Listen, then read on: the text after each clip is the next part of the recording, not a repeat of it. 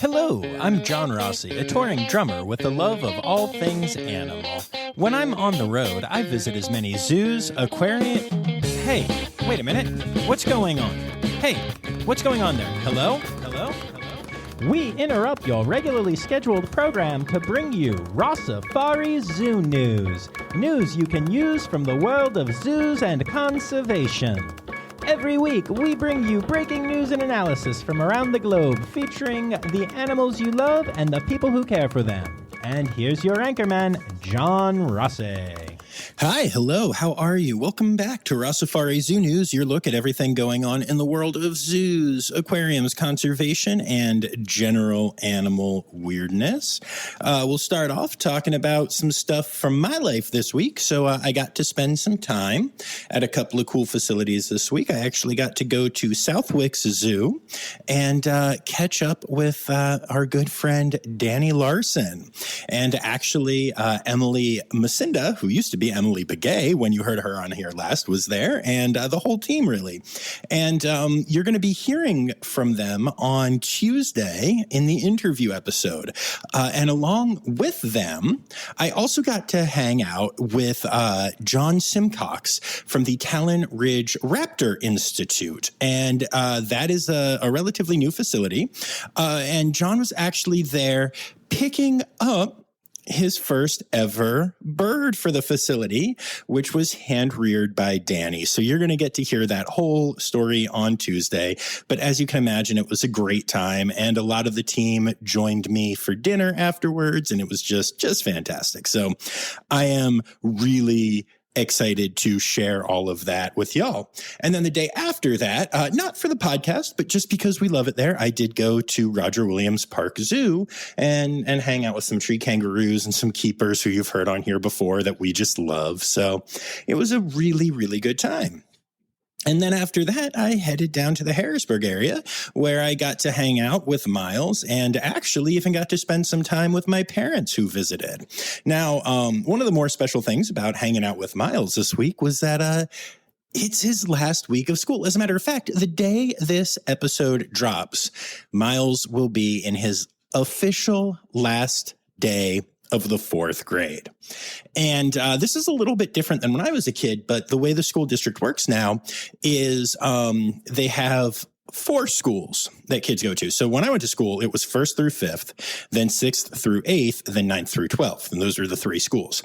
Now it's 1st through 4th, then 5th and 6th in their own building, then 7th and 8th in the 3rd building, maybe 9th too. I forget. I haven't thought that far ahead yet because I don't want to picture my child as a teenager. And then, finishing out in the high school. So Miles is actually done at his school and off to a new facility next year. I sound like he's doing an SSP transfer, right? But yeah, so his school year is officially over and I'm really excited. Got him a brand new Big Kid LL Bean backpack and gave that to him. And he's very excited for his new school. Although my kid's a nerd like me, and I say that in the best way ever. And he loves his school. And I know he's going to miss it and miss some of his teachers and stuff. But yeah, should be an awesome time. And I'm just proud of the kid. It's fun watching him turn into the person he is becoming. And actually, one of the things that Miles and I love and we have in common is that we are both video game fans, in particular of Nintendo video games. And if you don't know this, Thursday, June 5th, is the release date for the Nintendo Switch 2. And I was able to secure one, so we were actually able to spend some time playing it together, and that was a big surprise for him as well. And so, huge fan. Love it. This is one of those things kind of like with like Marvel movies and stuff now, where there are a lot of really toxic people on the internet trying to act like it's a bad product and a failure and all of that stuff. And, it actually, it's such a weird thing. First of all, the system's very cool. It works well. It's great. Whatever. It's a video game system. If you care, you care. If you don't, you don't. I'm happy. That's what matters. But it's so weird realizing just how much we are living in a kind of post-truth era. Like, I just see all these comments and all this stuff, and I don't even follow any of these pages. I don't even look for them. They just show up as recommended by the algorithm. And then I see the comments, and it's just lies and BS and weirdness and meanness. And it's very strange seeing all of that. And it's very weird, like sitting in my house with my son playing my new system and us just being super happy and it just being fine and chill. And then hopping online, not even looking for this stuff, just hopping online to see pictures of cute red pandas, and just getting assaulted with people just trying to bring the hate for the system and for anyone who bought the system and for the company and for basically anything, because it's just, I think the wise poet, was it Shakespeare? No, Taylor Swift said, and the hater's going to hate. And she's right. But it's just weird seeing it and seeing the same lies or misconceptions just repeated time and again. Like, you see these same things time and again. It's like sometimes you almost have to stop and check yourself and be like, hey, am I remembering this right? And it turns out I am. But yeah, sorry, that turned into a ramble and I didn't mean it to. But like, do y'all ever feel that way? Do y'all ever feel like we're living in an age of like post-truthiness and that it's not ideal? Because I've been struggling with that a little bit. So anyway, that has been my week. And with all of that said, I also, need to shut up now so I can go play my Switch 2 more. So let's get to it.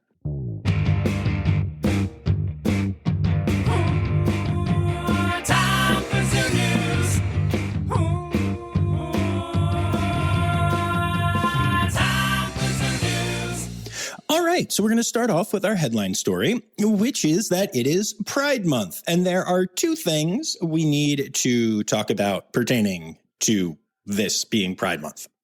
Actually, there are three, because I need to start off with what should have always been number one by saying that, in case anyone questions or doesn't know, Rossifari is a safe space. And I don't just mean because I participate in the Safe Red Panda and Safe Tree Kangaroo programs.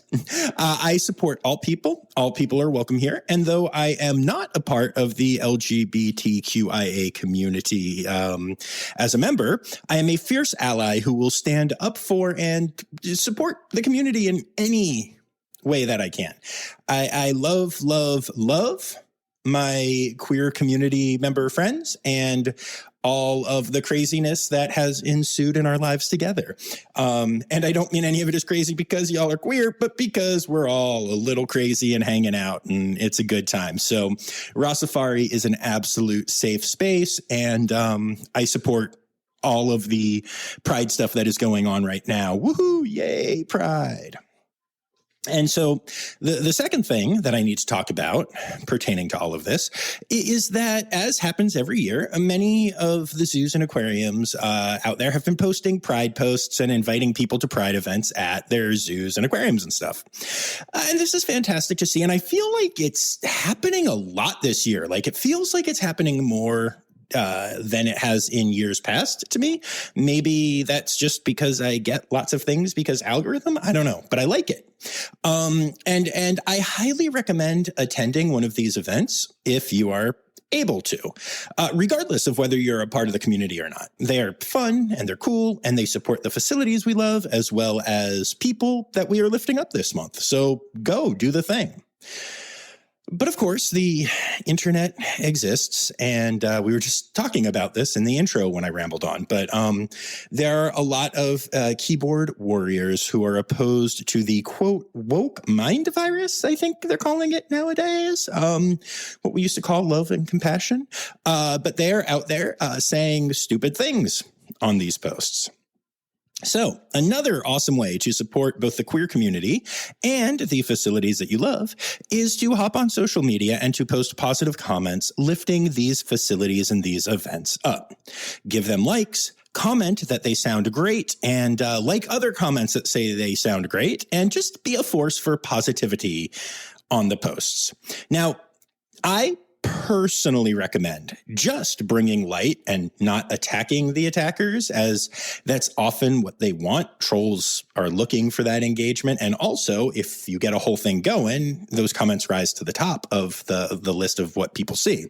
But, with that said, if you feel like going off on some homophobic jerks, I'm certainly not going to say not to. So, have fun with it and just make sure that you're protecting your own mental health in the process.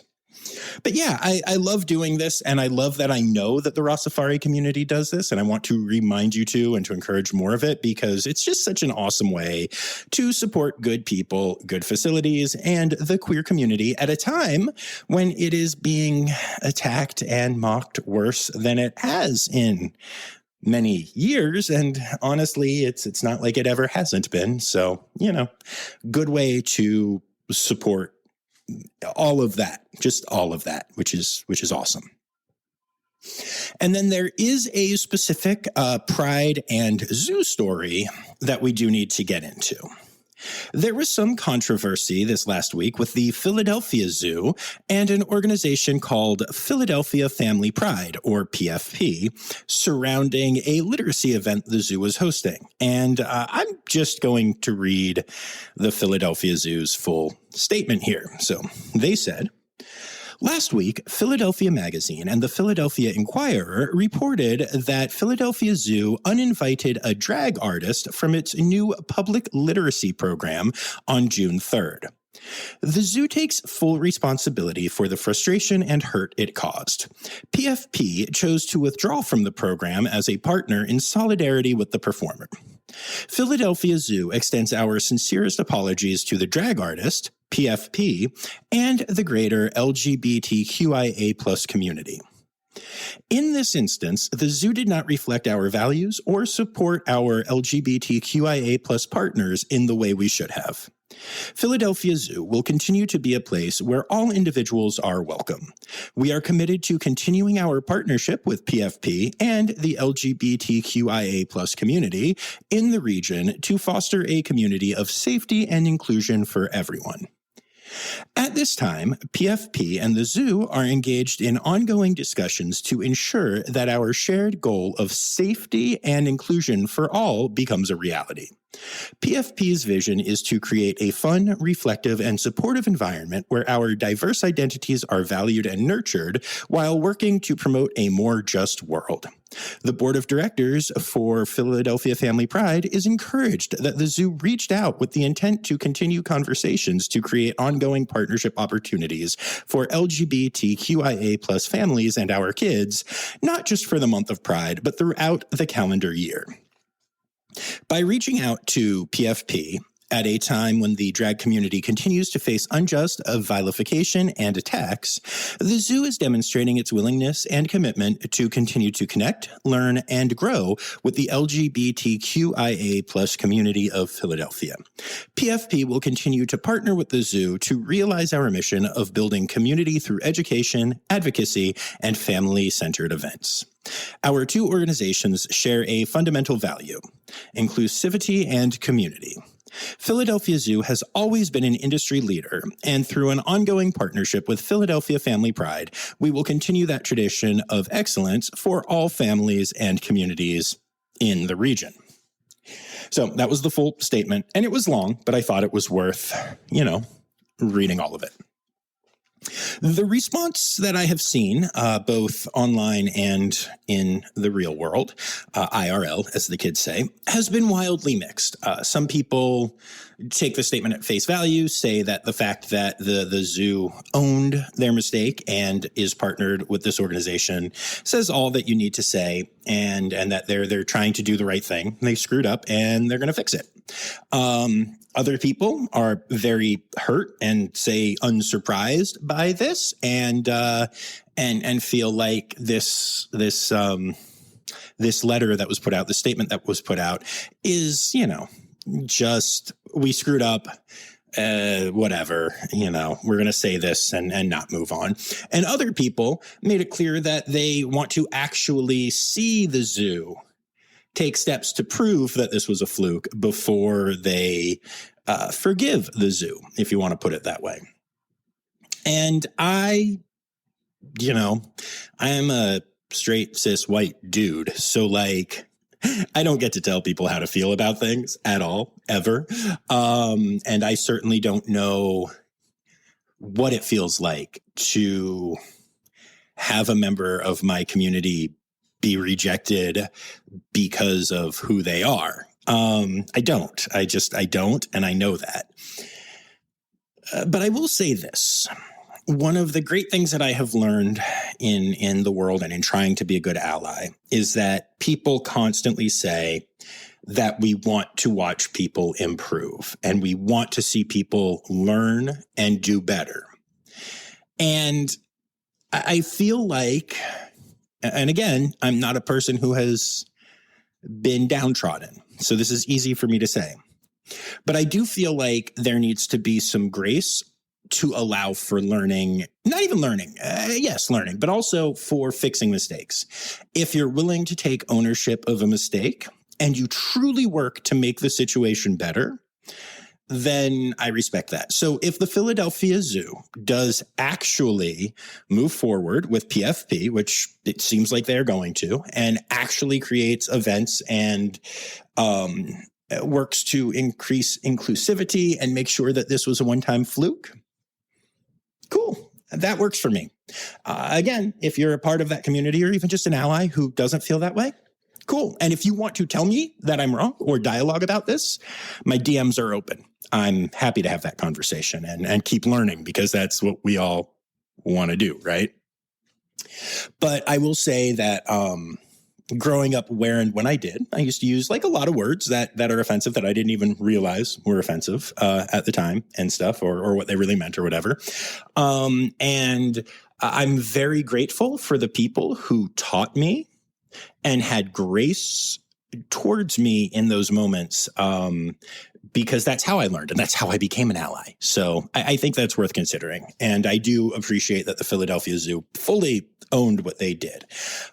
So yeah, I'm as always curious to hear your thoughts and again, happy to learn, even if you think I am very wrong about this whole thing. That's that dialogue and communication is how we learn. So happy Pride to everyone and yay. And that brings us to our births for the week. Our friends at Zoo Knoxville have announced the birth of 6 bat-eared fox kits. 6. That is one of the largest ever litters in the U.S., and the parents are doing a wonderful job taking care of the little ones, even though there are 6 of them. They're really adorable, and you can see them on Habitat at the zoo, and also check out the social medias for some cute pics and videos. The Fort Worth Zoo has welcomed a prehensile-tailed porcupine, which is the baby is known as a porcupet, to parents Piper and Quilliam, because we got to get those quill puns in there. Now, interestingly, in case you're wondering about how quilled mammals give birth, because it is a vaginal birth, we are talking, right? So they actually don't have quills when they come out. They have soft red hair, but almost immediately after birth, the quills do start to form and they're hard. So it takes a few weeks until they have full on quills. But they're born with soft red hair and no quills. I think that's pretty cute. Congrats to the Fort Worth Zoo. 2 African Cape hunting dogs have been born into the pack at Altina Wildlife Park. They were born to Mom Perry, P-A-R-I. Now, I don't know if that's short for paradiddle, like my dog Perry is short for paradiddle, but I love that the mom's name is the same as one of my dog's name. But African Cape hunting dogs are a species with only about 5,000 left in the wild today and not a ton in human care. So really important births. A crowned lemur has been born at the Jacksonville Zoo. There's no additional details at this time, but crowned lemurs are just really adorable, and it seems like mom and baby are doing well. Our friends at Cheyenne Mountain Zoo have had 14 baby skunks. 14. We were talking about 6 bat-eared foxes being a lot. 14 baby skunks. That's actually 2 different litters of 7 skunklets each to Mom Isabel and other mom, Padfoot. And I will tell you, having recently gone to Cheyenne Mountain Zoo, that this is the only way that you can officially say that that zoo stinks.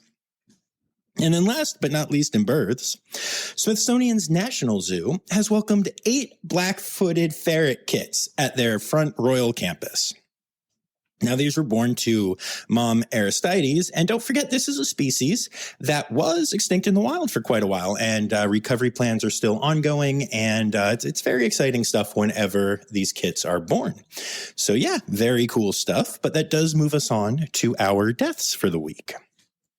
We're going to start off at the Indianapolis Zoo, where Pavel, a male Amur tiger, passed away recently.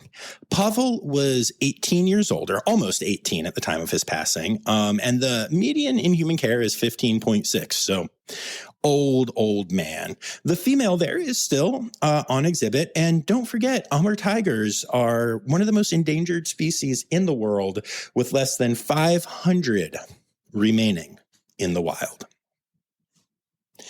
Gambit, a lesser tenric at Turtleback Zoo, passed away recently. Sadly, it was not a euthanasia, but he was found passed away in the morning by his keepers. He was almost 10 years old, and he had many recurring medical issues that the vet and keeper staff were aware of and were taking care of, but there was no sign that anything was going any worse than the usual medical stuff before he passed. His last day was spent being an awesome, cute animal, having a great time, eating food and just doing all the things. And then he was gone. And I think in a way, we all want to go that way, right? And he was a father. And in case you're wondering, yes, his name was Gambit and his mate was Rogue, and they did have babies together. The Denver Zoo has said goodbye to Ngozi, a female spotted hyena. She was 26 years old, making her the oldest in the AZA. She had long been treated for spondylosis, which is a degenerative spinal condition that can affect discs, ligaments, and joints. But despite that fact, was still the oldest in the AZA, which is an incredible testament to the loving care that the Denver Zoo gave to her, especially treating that disease. Unfortunately, when the treatment stopped working, it was a rapid decline, and now she is gone. And then last but not least, this week for our deaths, Ziggy, the African wild dog at Werribee Open Range Zoo, has passed away. And this is a particularly sad one because Ziggy had an altercation with his other 2 pack members, and it got very physically violent. Keepers and vets did get to him as soon as possible, but the puncture wound from one of the bites actually damaged a nerve in such a way that it would permanently limit his mobility, and in such a way that it would, really affect his quality of life. So the decision was made to euthanize. Obviously, there was no punishment for the other pack members. These things happen both in human care and in the wild. And so life goes on at the facility and for the other dogs, but unfortunately not for Ziggy, who was truly beloved and is greatly, greatly missed. And that brings us to our other zoo news stories for the week. Okay, so it turns out that rapper Bad Bunny is from Puerto Rico, as are Puerto Rican crested toads. And now one is helping the other. You see, crested toads have started coming together to try to stream as much Bad Bunny as possible to help him climb the charts. No, wait, hold on. That's backwards. I got that wrong. Instead, Bad Bunny released videos to promote his new album that featured Puerto Rican crested toads, a toad species that was once thought to be extinct. Bad Bunny teamed up with the Brookfield Zoo in Chicago to use the videos to solicit donations for a new crested toad breeding facility at the zoo, giving a major boost to what is already a wildly successful reintroduction program at the zoo. So really, the moral of this story is that Bad Bunny is actually a really, really good bunny, and he was all along. A quick update on a story we covered a few weeks ago. The labor unrest at the San Diego Zoo is over. The union voted 80% to 20 against to ratify a new collective bargaining agreement, which is a 4-year agreement. There is a large pay increase for all union members, and it is backdated several months to when the last agreement expired. Given that almost 80% of the union rejected the first offer, this is a huge deal and a big win for the union. Now, I don't know all the details of all of the other concessions and wins and all that stuff, and honestly, you guys don't need to know that either. But to go from, I think it was 76% rejecting to 80% accepting is awesome, and means that the zoo management, which there was some turnover at the top, and that might have helped, but they really came up with a much better offer. And I mean, you love to see it, right? So that is a huge win for the keepers and horticulturalists and everyone else who is a member of the union at the San Diego Zoo. And yay, just love a good, happy labor story. Which is why this next one kind of sucks. And this is another story that we've covered here previously. But the turmoil surrounding the leadership of the San Francisco Zoo has not calmed down at all. In fact, it seems to be escalating. So much so, in fact, that the chief city auditor has slammed the management of the zoo and accused them of failing to comply with his investigation into the alleged malfeasance of the CEO of the zoo and her cronies. The next step would be for the auditor to recommend subpoena power be granted to the investigation. And the supervisor of the area of the city that includes the zoo and the surrounding neighborhoods has actually asked the Budget and Finance Committee to withhold the $4 million in annual funding provided to the zoo until they fully comply with the investigation. Now, in case you don't remember the story, this is all because the CEO of the zoo, Tanya Peterson, has been under fire for months and months because of all kinds of alleged, we'll call them bad looks, as a leader. I've gone into details in previous episodes, so I won't rehash it all here, but it's really unfortunate that this hasn't been fixed yet and that Tanya has remained in power, despite a large number of accusations, a lot of negative press, and current and former keepers speaking directly to press, including talking to me personally about some of these things, about, the different issues at the zoo. It's one of those things where when there is smoke, there is probably fire, and while everyone is innocent until proven guilty, and all of these are alleged issues at this time, there is a lot of smoke, y'all. Like, I don't know how you see the animals at the zoo at this point because of all of the metaphorical smoke just bellowing around there. Turtleback Zoo in New Jersey had a slightly scary moment last week when Jelly, one of the 2 black bears that live at the zoo, temporarily left her enclosure. A gate was left unlocked, and zoo staff found her less than 5 minutes later, just a few feet from her habitat and still in a behind-the-scenes area. She was contained before the zoo opened, and this was written off as, not written off, but it was attributed to as human error. Now look, it's not funny when an animal gets out of containment. It's not. But I know Jelly, and Jelly is a super old, super chill bear. And it's kind of funny. She's just very silly. It's funny that she, of all the animals, is the one that quote, broke out. But the team reacted very well. She got back into her habitat with no problem. All was well. And it's a good story in the end. Also, if you don't know this, Jelly has another bear friend that she lives with named Jam. Yes, it's Jelly and Jam. But that's not the only escape story this week, because the Denver Zoo had multiple orangutans get into the keeper hallway of their habitat.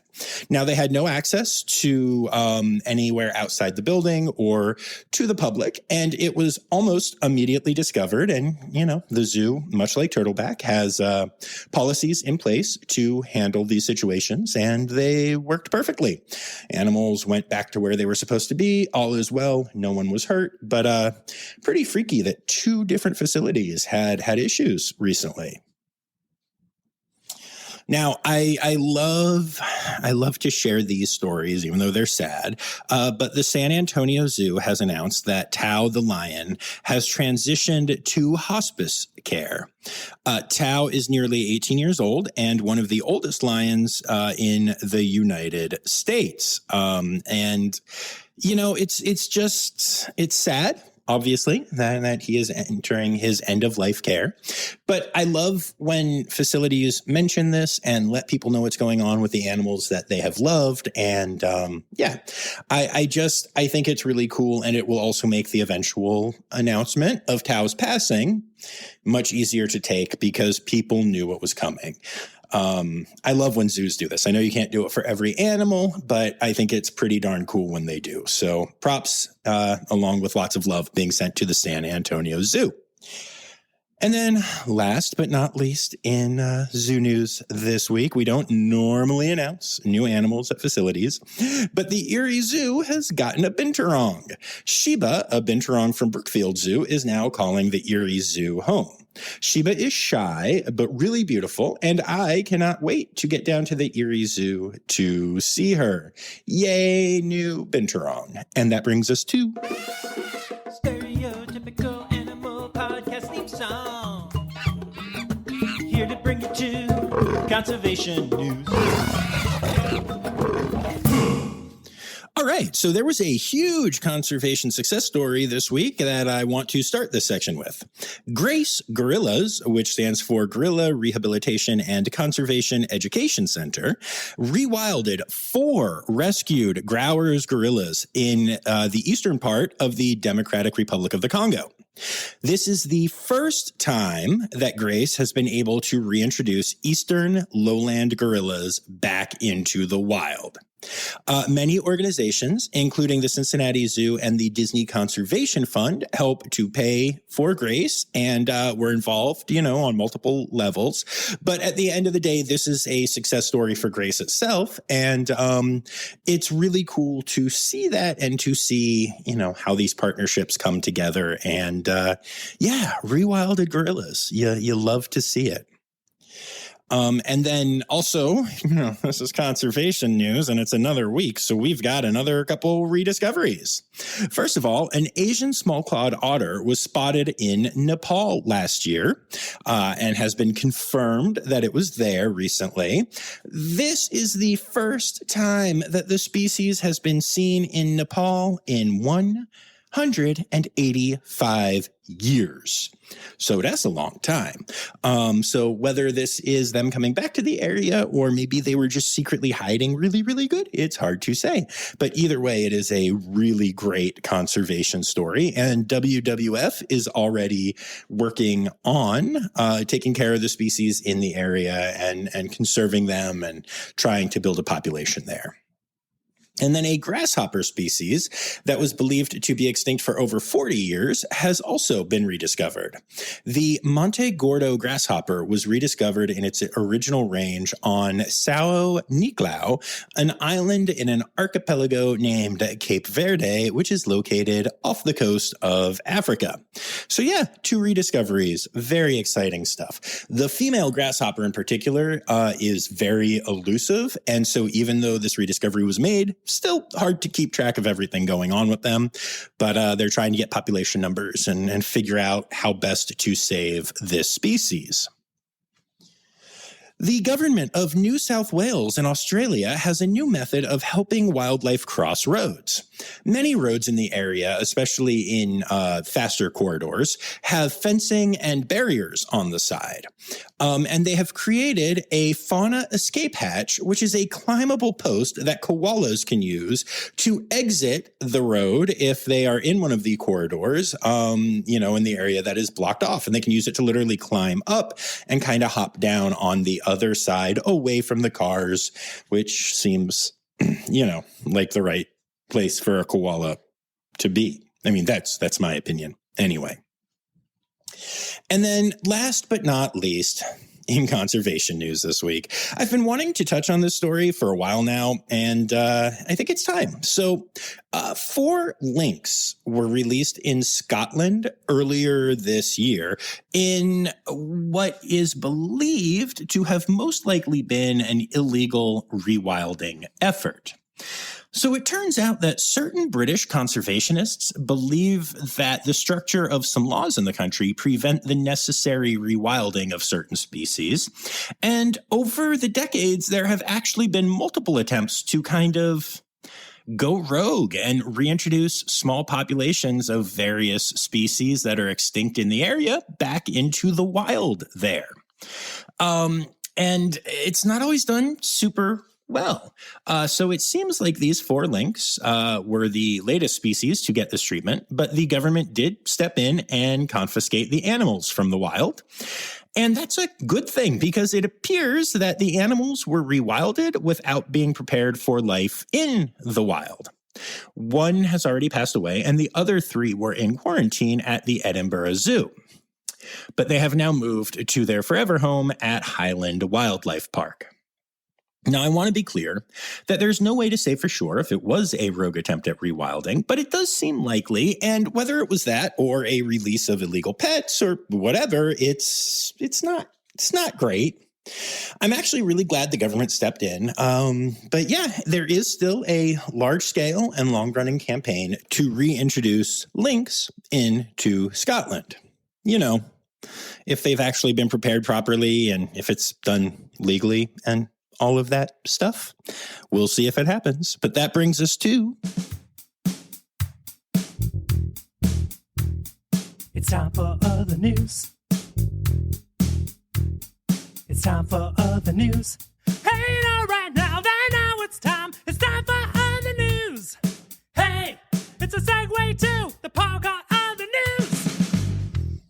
All right, so we have to touch on this one. I always hate bringing this up, but the Trump administration has canceled their plans to develop a bird flu vaccine. They have also started creating laws that make vaccine development in general harder to accomplish, especially mRNA vaccines, which are the kind of best, most recent kind of vaccine and the easiest to develop quickly.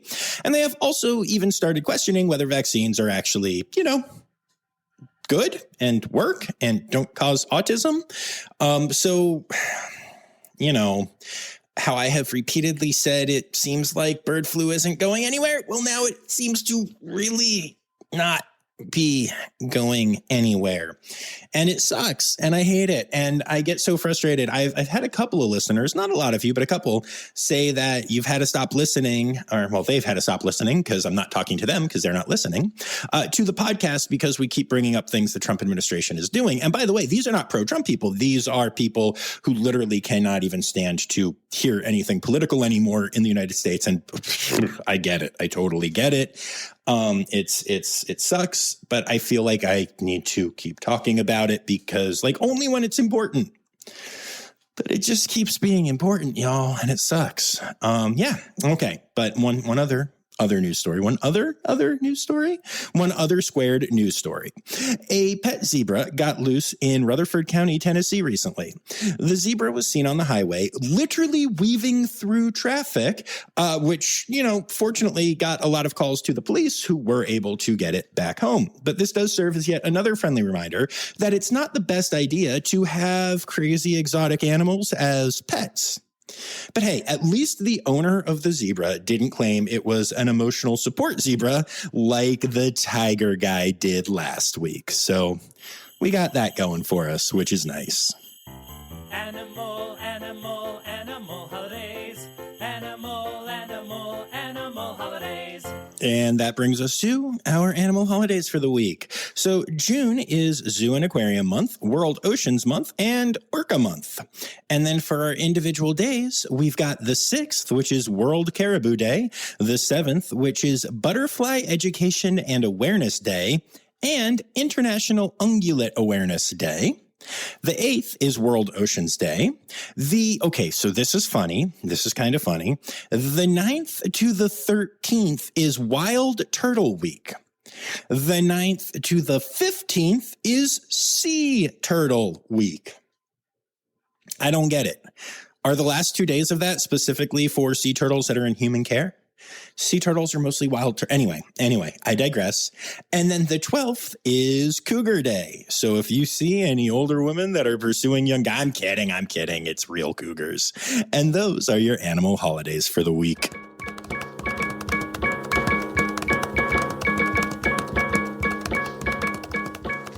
All right, so there you have it, folks. Another episode of Rossifari Zoo News is done. I'd like to take a moment to say thank you to all of my Red Panda level patrons, including Dr. Laura Schenk, Dr. Stephen Williamson, Barbara Bennett, Jenny Owens, Melissa Reed, Carrie Kirkpatrick, John Lewis, who is also here for stickers, and Kevin Williams. And don't you worry, John and everyone else, those stickers from last month and this month are coming soon. And if you didn't see it yet on the socials, they are adorable.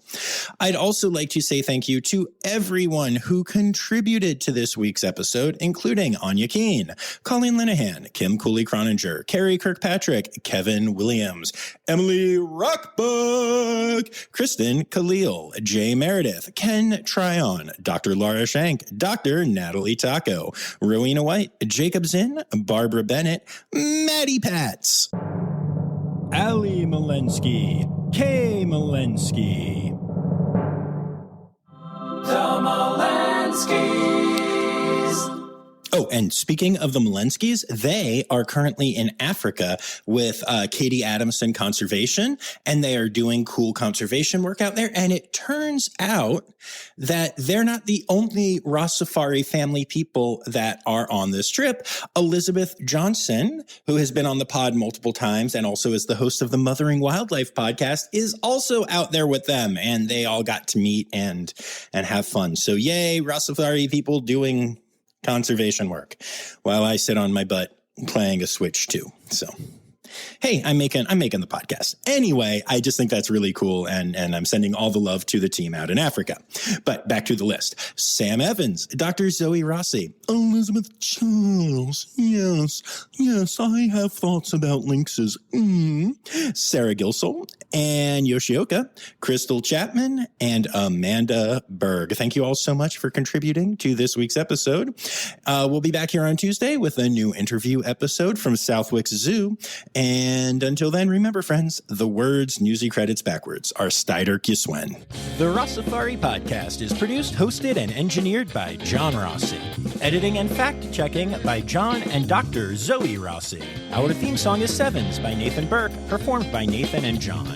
Interrupting John theme and additional voices by Taylor Isaac Gray.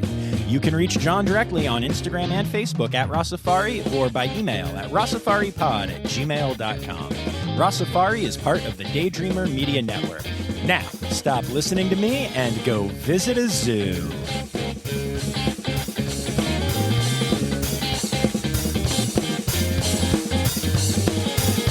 To reintroduce lynx into Scotland.